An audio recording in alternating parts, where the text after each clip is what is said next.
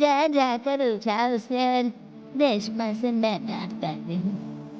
सविता सीधा मनीषा के कमरे में जाती है और कहती है, महारानी जल्दी उठो, सूरज सर पर आ गया है। माँ भी थोड़ी देर और सोने दो ना, मैं रात को लेट सोई थी। क्या ना ये ड्रेस चल रहे हैं। शराफत से उठती है या नहीं, या फिर पानी की बड़ी बाल्टी डालो तेरे ऊपर। भाभी मुझे बिस्तर में नहीं जाना। क्यों है?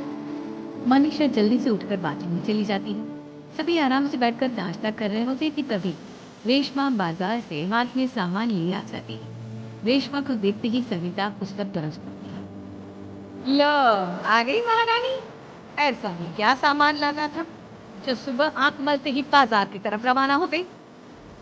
अभी आप ही तो चिप रही थी, फिर तक सारा सामान मुझे ही लाना पड़ता है, घर में किसी को भी ला देनी। अब मैं बाजार जाकर सामान ले आई तो आपके साथ क्यों करूँगी? देख रही हो माँ जी, अब बेटी किस बात कैसे तभी भेज सकती हूँ।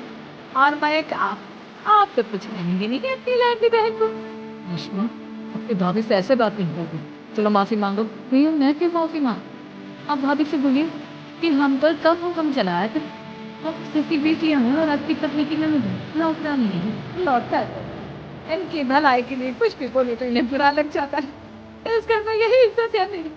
देख लो माँ जी, आपकी बेटी किस लहजे में मुझसे बात कर रही है। सविता वहां से चली जाती। मयंक को बहुत गुस्सा आता है, वो भी वहां से चला जाता है। फिर करिश्मा रेशमा को समझाता है, रेशमा तुम्हें भाभी से माफी मांग लेनी चाहिए थी ना।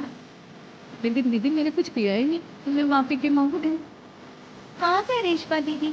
रेशमा दीदी जैसे ही घर में आई भाभी ही उन पर चिल्ला रही थी। हाँ मैं मानती हूँ कि गलती भाभी की। मैं तो इसलिए बोल रही हूँ कि भाभी ने भाभी को पूरी तरह अपनी वश में कर लिया है। वो हमारी बात सुनती ही नहीं।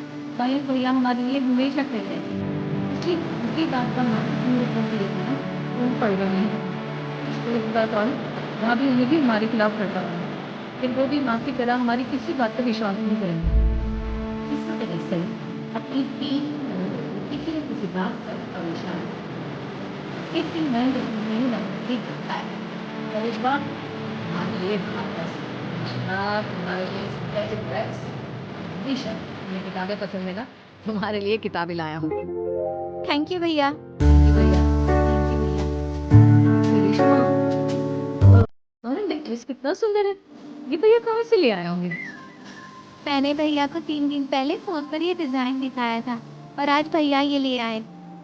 सविता तो अपनी ननदों की गिफ्ट्स देखकर चली, पर करिश्मा का नेकलेस तो उसे बहुत पसंद आया था। अपनी बहन के लिए कितना अच्छा नेकलेस लेकर आए हैं, मुझे कभी कोई दिक्कत नहीं थी। आज ही ये रात में सविता करिश्मा का हाथ छुड़ा लेती है और इसी तरह उसे अपनी ननदों की जो भी चीज अच्छी लगती है वो उसे मांगती नहीं, बल्कि रात के अंधेरे में चुरा लो। इसी तरह दिन बीतते गए और सविता ने मयंक के दिल में भी उसकी बहनों के लिए नफरत पैदा कर दी। एक दिन मयंक भी करिश्मा और रेशमा के लिए रिश्ता देखा और ये बात उसके घर में सबको बताई। माँ, करिश्मा और रेशमा के लिए बहुत अच्छा रिश्ता आया है, मैं कल इन्हें देखने आ रही हूँ। आप और सविता मुझे सारी तैयारी कर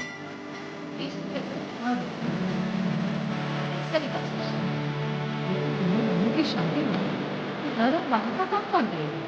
मनीषा से नंबर की काम चल, इससे तो कुछ बात करने लगाना नहीं बेकार है। तो मुझे इस शादी को वो अभी तभी लड़की वाली तभी नहीं, तभी मयंक अपनी बहन से आ यार वो देखो दोनों, वो दोनों लड़के बहुत अच्छे हैं, कोई कसर नहीं छोड़नी। कुछ तुम उनके सामने अच्छे से देखी, उनकी भाभी से लड़ने मत लग जाना। विष्णु, वो नेकलेस पहनो जो मैं तुम्हारे लिए लाया था।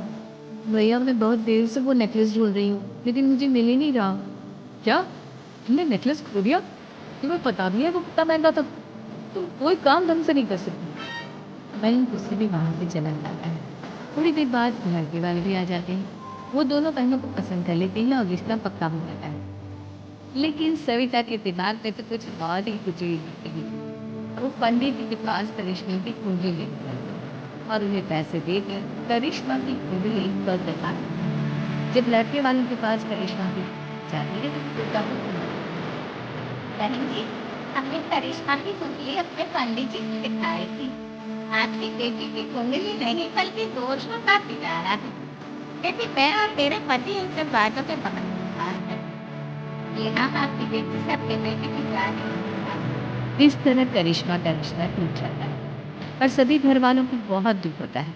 अब कविता सोचती है, चलो करिश्मा का तो रिश्ता टूट गया, अब रेशमा का भी रिश्ता तोड़ना है। क्या करूं क्या करूं? अब सविता आवाज बदलकर किसी अननोन नंबर से रेशमा के होने वाले ससुराल में फोन करती है। हेलो, मैं कौन हूँ कौन नहीं ये आपके लिए जानना जरूरी नहीं।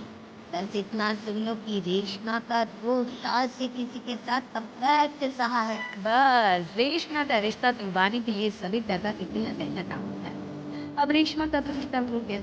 मयंक और दुर्गा दीदी ने रेशमा को खरीदने सिखाई और उससे बार बार उस लड़के के बारे में पूछने लगी। आप तुम मुझे क्यों परेशान कर रहे हो? अरे कोई लड़का होगा मेरी लाइफ में तो मैं बताऊंगी ना। जब कोई है ही नहीं तो कहाँ से लाऊं मैं कोई लड़का? तेरे होने वाले ससुराल वालों को फोन किसने दिया था? हाँ मैं नहीं जानती किसने फोन किया था, बस सच कह रही हूँ। मैं तो पहले ही कह रही थी इसकी लगाम खींच कर रखो, लेकिन मेरी जिम्मेदारी कौन है? अब चुप नहीं भाभी, ये सब आप कल किया करा। पर तीनों बहनों को विश्वास हो जाता है कि ये सब उनकी भाभी ही कर रही है। तीनों बहनें अपनी दिमाग को सबूत दिखाने के लिए एक तस्वीर कर लेती है और घर में हिस्सा देखो भैया, माँ बाप की जायदाद में जितना बेटों का हक होता है उतना ही बेटियों का। इसलिए इसमें भी 4 हिस्से हैं और हमें अपना हिस्सा चाहिए। मैंने तुम्हारे लिए क्या क्या नहीं, पर तुम इसका अंदर हिस्सा मांग रही हो। भैया, आप और माँ हम बहनों की कोई बात नहीं सुनती और भाभी हमारी शादी नहीं होने देगी क्योंकि उन्हें लगता है कि आप हमारी शादी में ज्यादा पैसा लगाओगे और उन्हें हम जैसी प्रीति नौकरानी कहाँ मिलेगी। तो हम भाभी के साथ तो रह नहीं सकते। हम बहनों को अपना हिस्सा चाहिए। अरे तुम्हें शर्म आनी चाहिए अपनी भाभी पर ऐसा एहसास लगाते हुए। और तुम्हारे बारे में कितना सोचती है। हाँ हाँ, भाभी हमारे बारे में बहुत सोचती है। दिन रात बस यही सोचती रहती है कि किस तरह से अपनी तीनों ननदों को परेशान करूं और कभी मुझे पढ़ने भी देती है।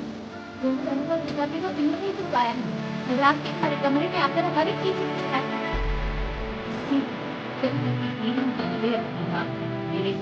अब कौन सी तारीफ भी शुरू हो गई।